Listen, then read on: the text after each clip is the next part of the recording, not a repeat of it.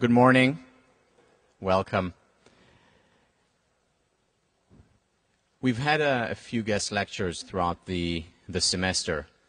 Today is a particular honor for me and for the class. Professor Ellen Langer is or has changed the field of psychology more than any other person in the field. So 1,000 years from now, when our great-great-great-great-grandchildren will read the history of their great-great-great-grandparents and what they did, they will read about Professor Langer. It is a great honor to have Professor Langer here. Many of you know her studies. We discussed them throughout the class, and today she will share some of her most recent work from her book on becoming an artist. Thank you, Professor Langer. Okay. Thank you, Tal. I don't know if 1,000 years from now people will still be reading, but the lovely introduction. What I want to ask you to do is play along with me. Okay, this is what we're going to do today. We'll play, then I'm going to persuade you, hopefully, of the costs and pervasiveness of mindlessness. And then, once I've gotten you scared about being mindless all the time, excuse me, what we're going to do is figure out how to protect ourselves. Okay, so first we play. What is this? Are we all playing? Okay, what is this? It's a cow. Okay, now this is the way the world is when we first meet it. We see, we have no idea what it is we're seeing, and at that point, it can turn out to be many, many different things. Then we come to know it.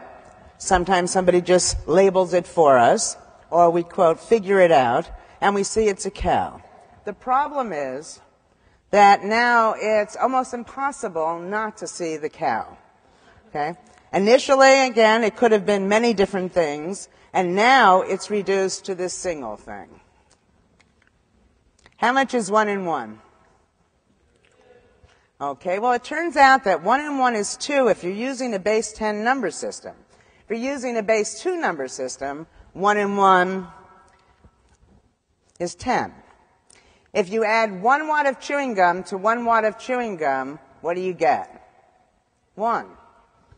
All right, now, the way we've learned almost everything about our worlds, ourselves, is through this mindless learning where we try to reduce uncertainty.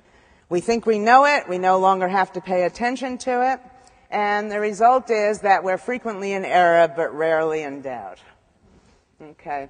What we want to do is learn how to stay open to subtleties. I mean, what is this?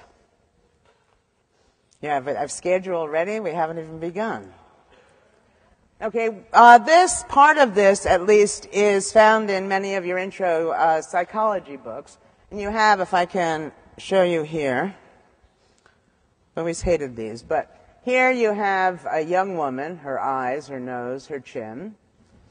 Okay, and you also have an old woman. Here's her nose, her mouth, and her chin.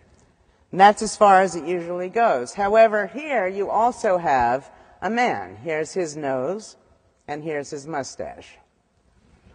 All right, now, the only reason I'm showing you this is because when I talk about being trapped in a rigid perspective, which is what it means to be mindless, it doesn't matter if it's occupied by one or many things.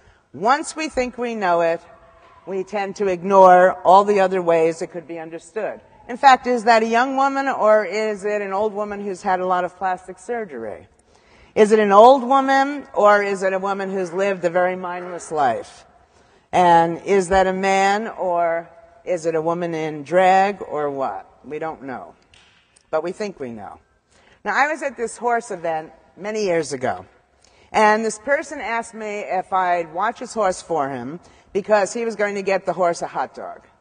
Well, I said to myself in my best Harvardese, what is he kidding?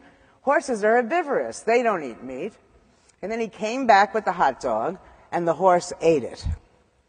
And then I said, wait a second. Then I realized, well, doesn't it depend on how hungry the horse is, how big the horse is, how much grain had been mixed in with the meat in the horse's past and at the present? Okay, all of that gets lost in the facts that we take as unconditional truths. I was at a friend's house. She was making me dinner, and the fork was on the right side of the plate.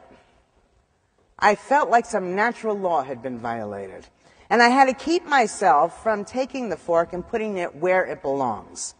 And I said, well, where did this come from? You know, the horses were herbivorous, that I got from school. Here, it was a simple case that at one time my mother said the horse goes on the horse and the fork go on the left side of the plate. Right? Even if I can generate many reasons why it would make sense for the fork to go on the right side, it still feels wrong. Once we lock ourselves in, it's very hard to find the key to unlock that. Now, I went to make a purchase. I gave the cashier my credit card. She saw it wasn't signed. She asked me to sign it. So I signed it. She ran it through the credit card machine, then gave me the credit card slip and asked me to sign it. I then signed it. And then she compared the two signatures. Now, it would be odd if they didn't match, having signed both of them in her presence. But then I thought about it, and this has become very important in understanding this concept. When you're mindless, you're not there in some very real way to know that you're not there, right? And so then it became clear that I may be mindless just as frequently as anybody else, but I'm oblivious to it. And that's the problem, that if you want to change and get rid of this thing, you can't just decide it would be nice to do it, because the moments it occurs to you to do it typically are the moments that you're not present. Oh, being in the present is something else that I find interesting. Everybody out there wants to be in the present, but nobody thinks they're not in the present, right? That to be in the present, all you need to do is follow some of the simple things I'm going to suggest today, which is be mindful, and what that means is simply actively notice new things, but we'll get to that. We'll get to it right now. All right, when I'm talking about mindfulness, and this is mindfulness without meditation, we're simply talking about this active state of mind that results from actively noticing things. It doesn't matter if what you notice is smart, if it's silly, it just has to be new for you. When you notice new things, that puts you in the present, that makes you sensitive to context and perspective. Now, your behavior, when you're mindful, shouldn't be chaotic, and you can have your rules and routines, but your rules and routines should be guiding what you're doing, not overly determining what you do. The phenomenological experience of this mindfulness is the feeling of engagement, the feeling that people often envy when they see somebody else who seems to have a passion. You know, that I spend a lot of time, I walk around, and people not infrequently say to me, "Why are you smiling?" And for years I had been defensive, and I realized that the question should be, why aren't they smiling? That when one is mindful, you're actively engaged, you feel fully alive, and it's a very easy process to bring about.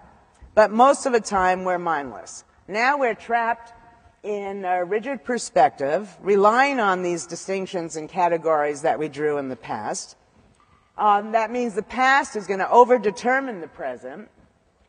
Again, we're trapped in a single perspective. We're insensitive to context, and these rules and routines govern what we do. We just let it play out almost as if we're robots. And typically, this mindlessness comes about by default, not by design, but not always. I'm going to talk later about pretending, being inauthentic. And whenever we're inauthentic, what we're typically doing is deciding how to be based not on what's going on in the ongoing situation, but based on something from the past. So we take it from the past and say, this should work now, and then mindlessly enact that script. I'm going to argue that most, and I mean most, I probably even mean all, but that's a statement that's too big to make, of our suffering, no matter what it is, will have mindlessness behind it. And so for 30 years now, we've been doing research, study after study, where we teach people to be mindful. We take many different measures, and we find out that we get vast improvements in both physical and psychological well-being. Interestingly, if you think about it, no matter what you're doing, Whether you're taking notes, whether I'm giving a lecture, you're giving a lecture, playing a musical instrument, playing a sport, having a conversation, eating a sandwich, no matter what you're doing it either mindfully or mindlessly. And the consequences of engaging in this mindlessness are enormous. Here are just a few of the results we found over time now. When you get down to the alcoholism, allergies, and arthritis, ADD, I just realized this morning that they're all A's, which suggests a whole research program as I go through the rest of the alphabet. Okay, so now here is a thought that many people won't agree with, but I think can be persuaded over time. Now, I want to argue that mindfulness should be the baseline. This is the way you should feel all the time, not on rare moments. Okay, but the problem is, as I said before, that when you're mindless, you're not there to know you're mindless, so it's hard to figure out how to make that change. And that's what all this new work that I'm going to talk about is about. All right, what I think that will lead to an enormous increase in mindfulness for us as individuals, as a culture, and so on, is if we all begin some new creative task. Doesn't have to be creative, but I mean, in the arts or something. But the choice of the arts is because we tend to be a little less evaluative there. We begin take up pottery, photography, a new musical instrument. For me, it was painting. And just throw yourself in it. And the excitement you'll feel from that total engagement then tells you, this is how I'm supposed to feel. The moment you don't feel that way is the moment you have to change something in your lives. Okay, so in other words, we're fully there when we're mindful, we're not there when we're mindless, but in the transition from mindful to mindless, we're there to notice that if we take advantage of it, something in the situation should change. It's very easy for me to say, throw yourself into these new activities. But we don't throw ourselves into the new activities because of a list of roadblocks. And this is not an exhaustive list, just the ones that I talk about in the new book. And I'm going to go over a few of these. Clearly, there's not going to be time to deal with all of them. But I have research on each of them. So let's talk first about mindlessly faking it. So I'm going to argue that animals know. I'm just presuming that our pets know. Have you noticed that pets go towards some people, they stay away from others, that if you're in a bad mood, somehow the pet knows and leaves the room, especially during an argument? But that's just my experience with my pets. But dolphins, I have research. Okay, so we have trainers of dolphins. They're going to now be instructed to be mindful or mindless. When they're mindless, they're told, what we want you to do is think about all the things you know to be true about dolphins. And just repeat this information to yourself. Right? The mindful trainers are told, what we want you to do is think about how this particular dolphin that they're going to interact with is different from all the other dolphins, and how this dolphin is different today from the way he was the last time you interacted with him. Okay, so now we have the trainer in the water thinking mindfully, noticing new things, thinking mindlessly, relying on certainties from the past. The dolphin is released. We time how long it takes a dolphin to swim to the trainer and how long the dolphin stays. Okay. And clearly I wouldn't be telling you about this if we didn't find that they swam there faster and they stayed longer. Children know if we're mindless or mindful. There are lots of people, sadly, who stay in relationships for the children's sake and pretend thinking the children don't know. Okay? The argument I'm going to make is that the children do know, and it's not good for them. Animals know, children know. So what we did was to have campers interviewed by people who were purportedly coaches from another camp. And the coaches were trained to be mindful or mindless. They're going to interview the child. Then we're going to have another interviewer come by and speak to the child to get a sense of what that last interaction felt like to him. Okay? When the interviewers were trained to be mindless, they were told, we want the children to like you, so we want the whole interview to be very positive. So pretend you're interested in what the child has to say. When the coaches were trained to be mindful, they were told, we want the children to like you, we want the interview to be positive. We want you also to notice subtle changes in the child's behavior throughout the course of the interview, verbal and nonverbal behavior. And then they followed the same script, asked the same questions.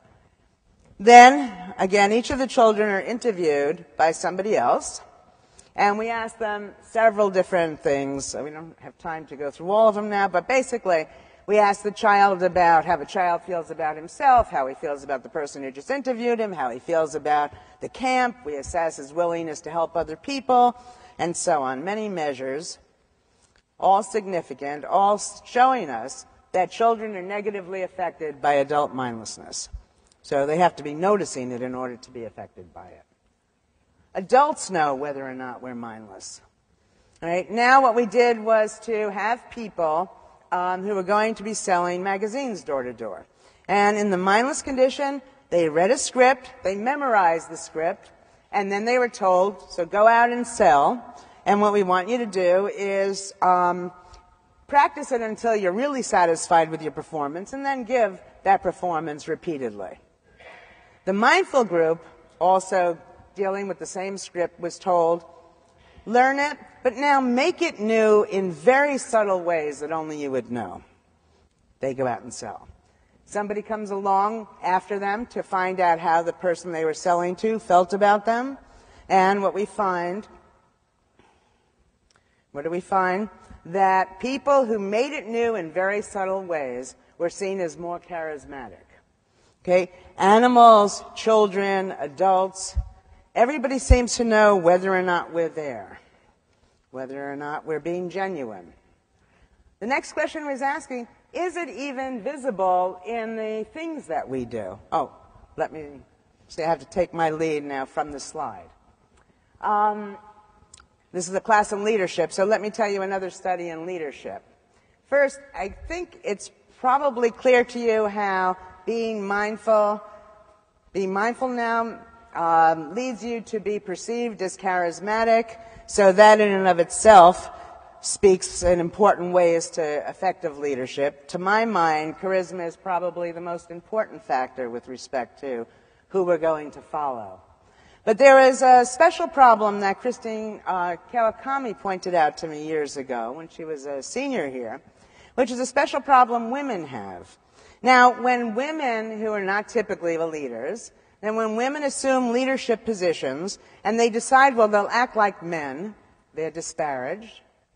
If they act like women, they're not taken seriously. So the problem is what to do to have women as leaders. And so what we did was we ran a study where we taught these women, regardless of their leadership styles, to be mindful or mindless, which was equivalent to the way they were doing it before. And we found that those who were trained to be mindful were considered more genuine, they were liked more, trusted more, and again, considered more charismatic. And now it starts to get really interesting for me. And the question is that, okay, people know whether or not we're mindful. Is it also visible somehow in the things that we produce? Now, let me tell you how I got to this.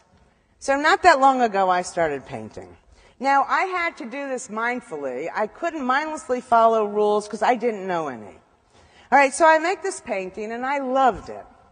Some other people also seemed to like it. I said, well, what's going on here? I mean, it's a dog, but there's nothing accurate about it. All I knew was that I put my entire self into it and had a fabulous time while I was painting it. And the question was, somehow, was that visible?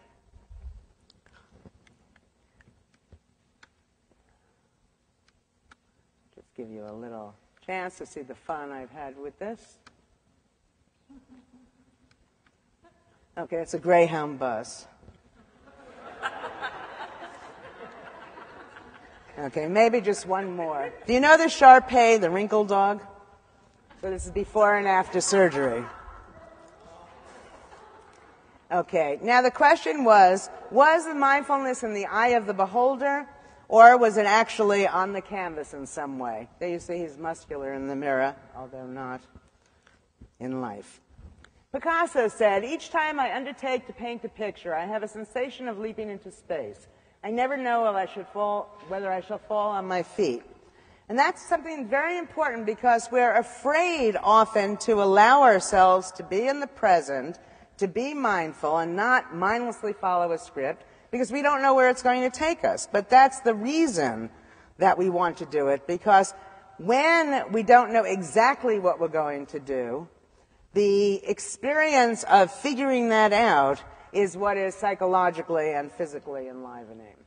So can people tell if art is mindfully or mindlessly executed?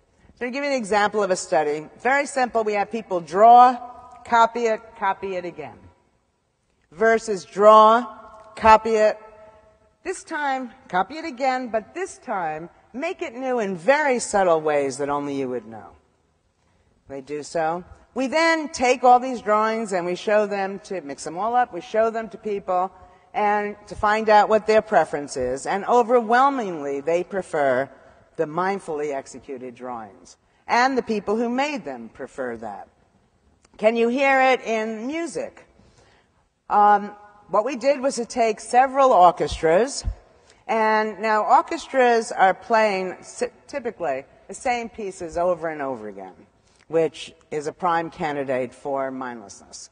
So what we do is we have them take these pieces, and we say, okay, what we want you to do is remember a very satisfying performance you gave of this, and then just replicate that. Versus they're told, we want you to play this piece, but now make it new in very subtle ways that only you would know.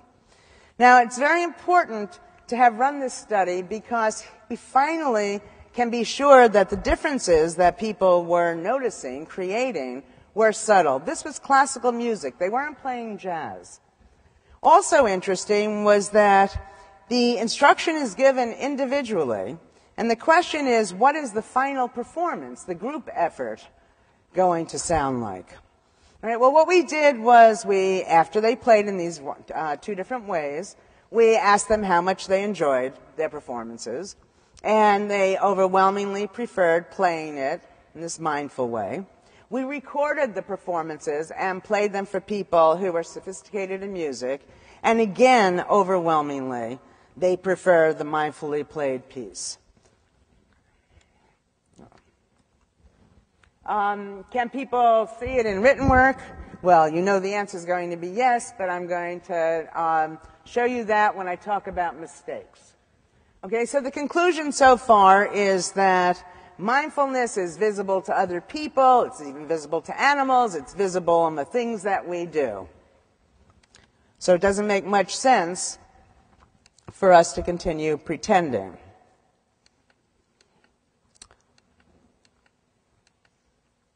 Okay.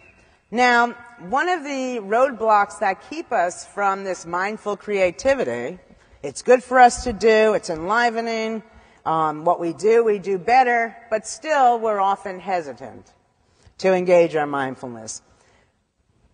Partially this is because of our fear of negative evaluation. And it's interesting, we pay lip service to the idea that everything cuts both ways. Everything has good things and bad things about it. But what we really mean by this is that, it might have 6 bad things and 3 good things, which then renders it bad.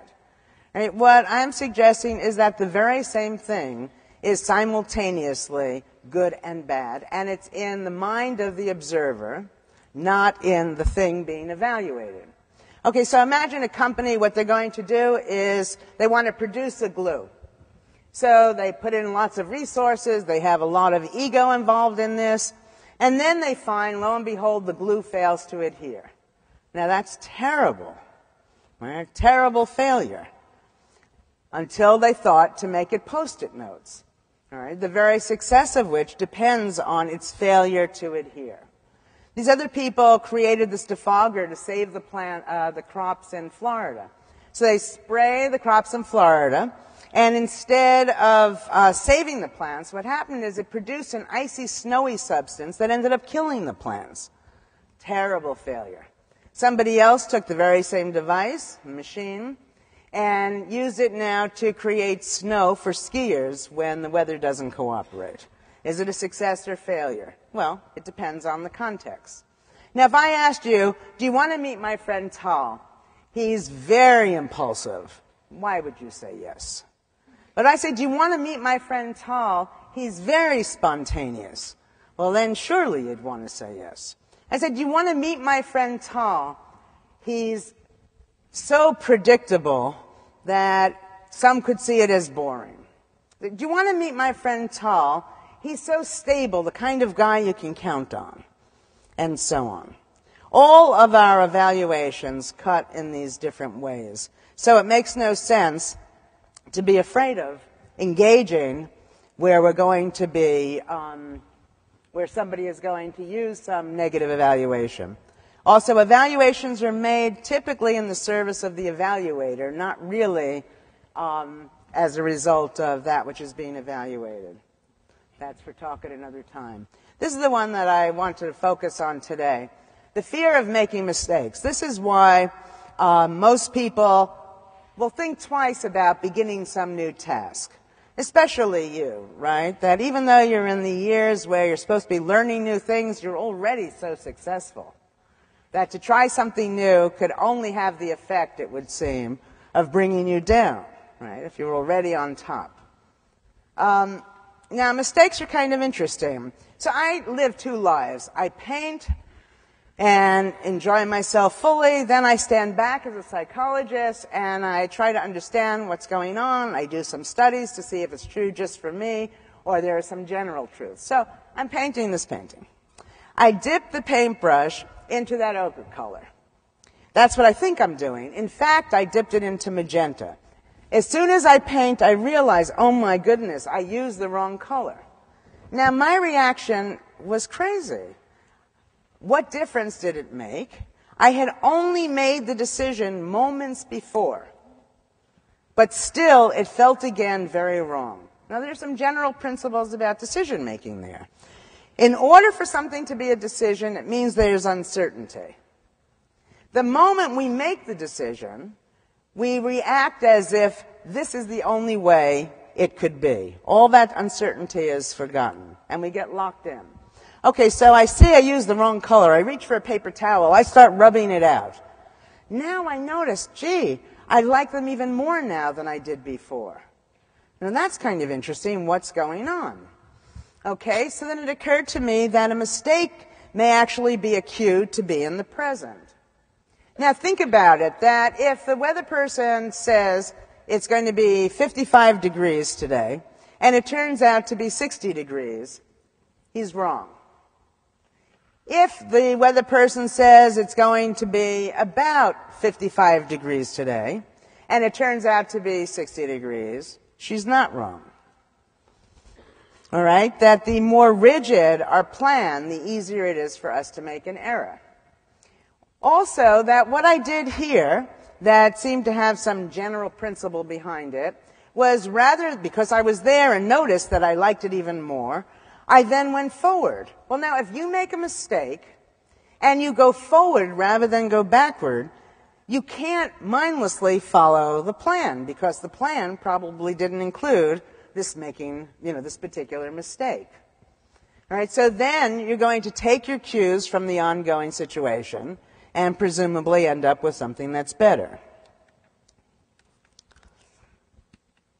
Okay. Now, another thing is that mistakes also often add interest to the things that we're doing. And I was thinking about man-made versus machine-made rugs. Man-made rugs are much, much more valuable. And the difference between the two is primarily errors. Just think of the regularity. You have, let's say, A, B, A, B, A, B, and you could fall asleep easily. Whereas if it were A, B, A, B, C, A, B, D, A, B, those off letters being errors that draw the viewer in. So we don't want to get rid of these mistakes necessarily, and certainly not so quickly. Okay, so if we incorporate the mistake, that'll lead us to mindfully attend to whatever it is we're doing, And the results, as the other research has shown, should result in improved products. So is this true? Okay, so now we do two studies. A study that people are going to be drawing, and a study where people are going to be writing essays.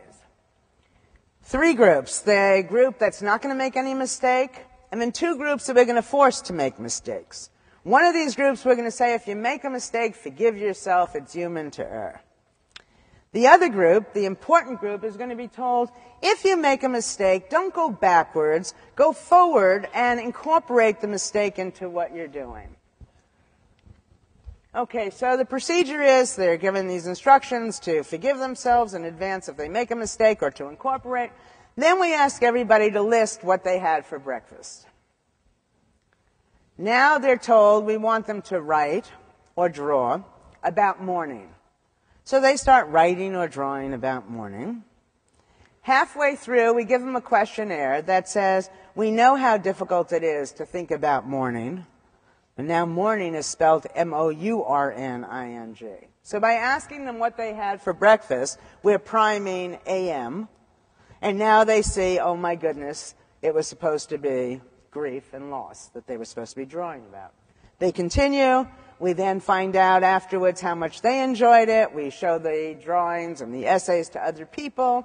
And again, what we find is that those that were mindfully enacted, those that incorporated the mistake and went forward, those that used the mistake as a cue to be mindful, ended up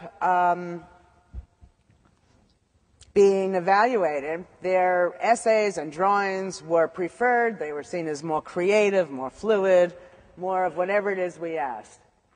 Okay? That LMS is the Langer Mindfulness Scale that seems to, not surprisingly, I guess, be correlated with creativity. Now, Confucius said, being ashamed of one's errors turns them into crimes. John Cage, an error is simply a failure to adjust immediately from a preconception to an actuality. Both similar thoughts to what I've just said. And another roadblock is the rule of absolutes. We take information in like it is a cow, the fork goes over here, 1 and 1 is 2, freeze our understanding. And in doing so, we give up a great deal of control. If I said to you, or let's say you see a sign, and the sign says, keep off the grass. What most people do is they keep off the grass. Now contrast that with a sign that says, Ellen says, keep off the grass. Now you'd say, who is this Ellen? Maybe she doesn't live here anymore. Maybe I can negotiate with her. Right? The world that we experience is almost fully socially constructed. By taking people out of the equation, we forget that these were, whatever it is we're interacting with, whether to have this kind of a table here, this kind of a microphone, to have me here, and so on, that these were decisions. Decisions, again, require uncertainty for them to be decisions. All of that is hidden from us, and so it then leaves us in a position where it's hard to deviate. So, for instance, I go into an art supply store and I see, 100 different kinds of paintbrushes. Well, that can be very intimidating. And then you read the instructions on them and they tell you how they should be used. Now it's even more intimidating. Each thing I look at, I notice how little I know, and I'm afraid to begin. But then I step back and I say, who said so? Where does this come from? It was just people like me who painted and said, oh, it works in this way or that way. Some of it is just common sense that if you have a giant canvas and you're starting with a little paintbrush, could be interesting, but it's going to take you a long time to complete it. And if you have a tiny canvas, using a very large paintbrush. But these were decisions. Okay, so once you put people back into the equation, turns out that it's easier for us to deviate from what these norms are suggesting. Okay, so Adam Grant and I did some research on this when he was a student here.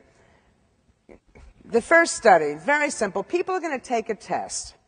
They're going to be given 10 questions, and then it's rigged so they're going to succeed or fail, where the success groups do uniformly well, but let's consider the failure. What they're told is they're given 10 questions. Now, they're just given the 10 questions, or they're told these 10 questions have been selected from 200 questions. Or they're told these 10 questions have been selected from 200 questions by 8 people at the Miller Testing Agency. Or these 10 questions have been selected by the Miller Testing Agency. So we introduce people in 2 ways. It's a small group of questions culled from a much larger set, must be by people, and they're either told that it was done by people or not. Both of these are ridiculous. Both of these treatments, if you think about it. Whatever questions you're asked, there always are a larger set of possible questions you could have been asked. And who's doing the choosing? Obviously, people. So it shouldn't have any effect, yet it did have a very big effect. It turned out that when we put people back in the equation, when we made the fact that this was all a social construction salient to people, then when they failed, they were able to cope much better with the failure. Okay, they noticed that they didn't do well, but they were anything but devastated by it. I'll give you another example. You're in a hospital. You're on a bedpan. You're very uncomfortable.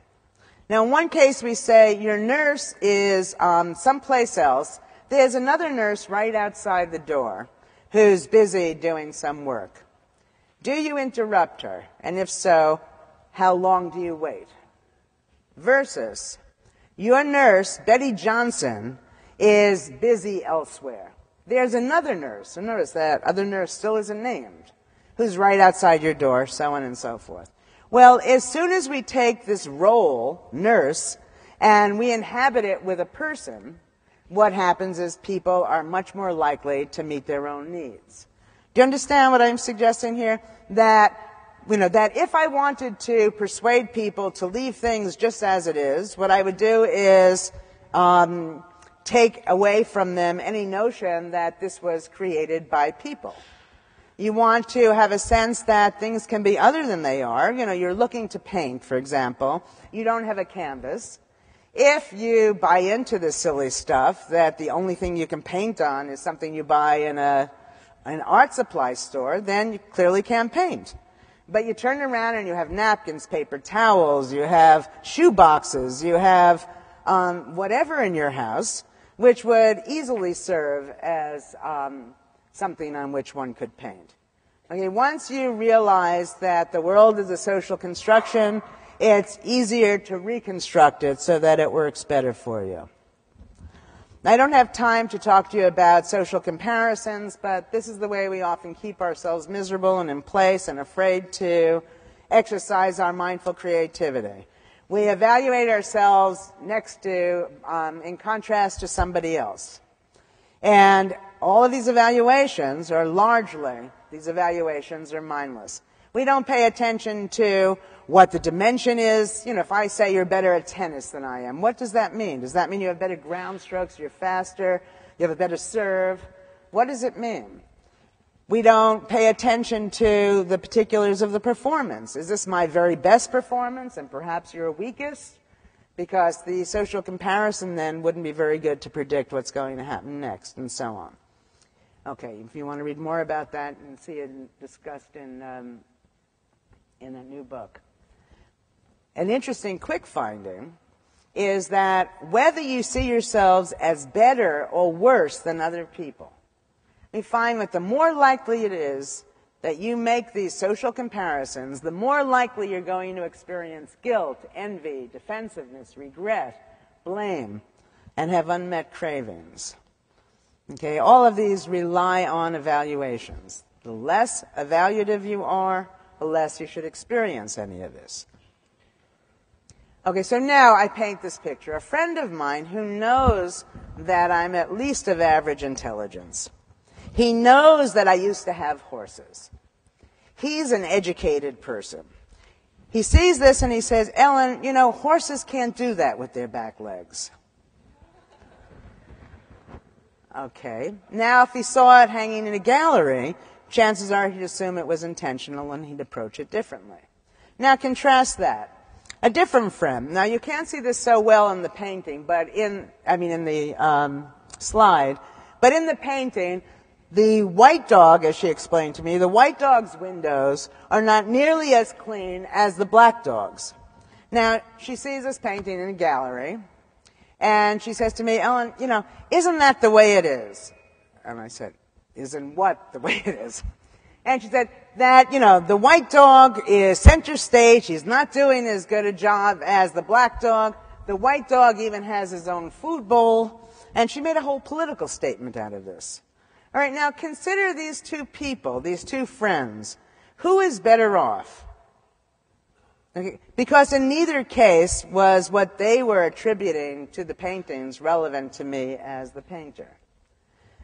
All right, now, we've done studies, many, many studies. Let's just talk. We have women who don't like football. They're going to be watching the Super Bowl. People who don't like rap music are going to be listening to rap music. People who don't like classical music are going to be listening to classical music, and so on. And what we do is have them just look at it or listen, or they're instructed, notice one new thing about it. Notice 3 new things about it. Notice 6 new things about it. That's all we're asking them to do. It doesn't matter if what they notice is smart or silly, just that it's new for them. And what we find is the more they notice, the more they like the thing that they've noticed. And when Stephen Long was a student here, he did this study where he had chocolate that was wrapped in Godiva chocolate wrapping or an inexpensive candy wrapper.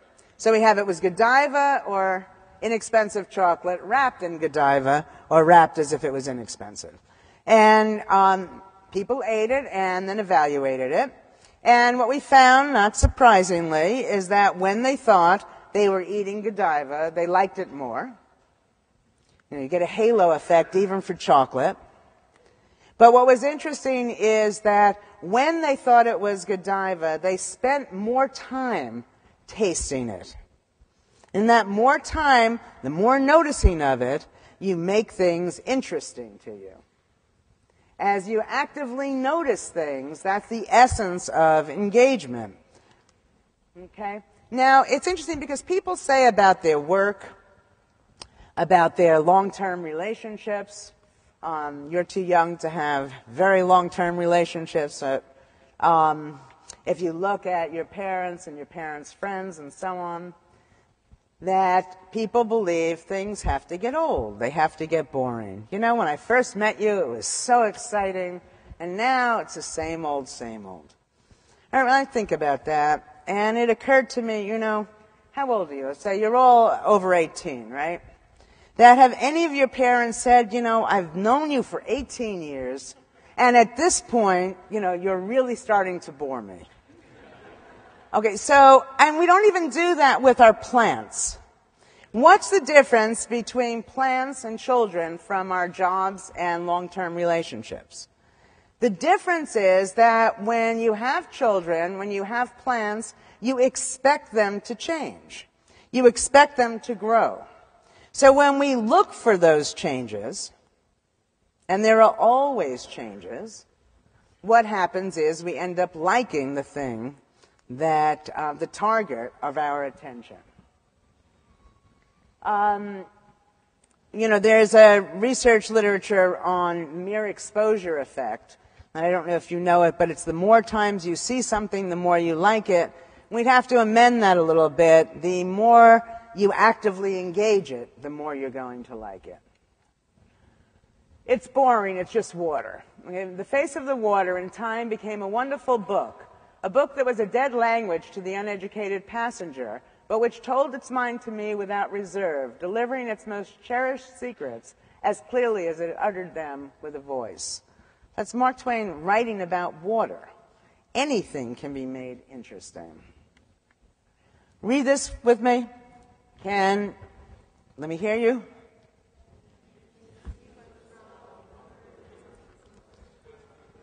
Okay, well, you're smart enough to know that there's something wrong, but still. Okay. Can you see what's wrong, with words on this poster? Okay. It's very hard to break out of this mindlessness. Now, we don't taste things because we think we know. We don't hear things because we think we know what it sounds like. We don't think exciting thoughts because we're trapped by some of the things that we learned before. So our mindless learning leads us to be stupid. Our mindless seeing, you become so expert at seeing what you expect to see that we actually become blind. Dan Simon did an important study where he had people watching a videotape of a basketball game. In the middle of a videotape, somebody walked in who was wearing a gorilla suit. People didn't notice. This is true. Just as many of you didn't notice the correct way of reading the slide before. What we did is we said to people, okay, we're going to show you a videotape of a basketball game. All basketball games are like all other basketball games, which is why we call them basketball games. And just as surely, each basketball game is different from every other basketball game. So we want you to pay attention to the ways it's the same and the ways it's different. Again, that should be an empty instruction. Those people saw the gorilla. Gertrude Stein, a rose is a rose is a rose. By learning the way all roses are alike, we run the risk of becoming blind to their differences. We tend to mindlessly accept absolutes and judge ourselves by criteria as if they are perspective-free. We pretend so as to meet these criteria. We fear making mistakes, etc., and hesitate to become mindfully engaged. Things are all the while changing, and noticing changes keeps us engaged. That famous painter, Ellen Langer, says, a rose is not a rose, is not a rose. Diane Arbus, famous photographer, said, my favorite thing is to go where I've never been. That still famous painter, Ellen Langer, says, right where we are is where we've never been. So some of the recent conclusions, I suggest you be authentic. Our mindlessness is visible. So you're not fooling anybody anyway. Mindful engagement is the essence of charisma. Don't assume we know it. Our mindsets are stable, and we confuse the stability of our mindsets with the stability of the underlying phenomenon. Things are changing. You want to hold it still, fine, but it's changing nonetheless. Social comparing is largely mindless. Criteria are person-determined and so can be changed. And feeling engaged results from noticing, creating novel distinctions. Okay, so great fun awaits if we allow ourselves this kind of mindful engagement. I mean that seriously. It's easy. It's fun. All right? Which is nice because it's also good for us. So the penultimate conclusion, if we begin a new creative venture, we can come to know what mindfulness feels like. If we continue the activity, we will more generally increase our mindfulness. If we increase our mindfulness, we'll improve our psychological and physical well-being. And all the while we're doing this, whether we're at work or play, we're going to feel fully alive. Okay, so I suggest that what we want to do is begin a personal renaissance. I've told you the way I think that it can easily be done. And so let me end just by wishing you all more mindfulness.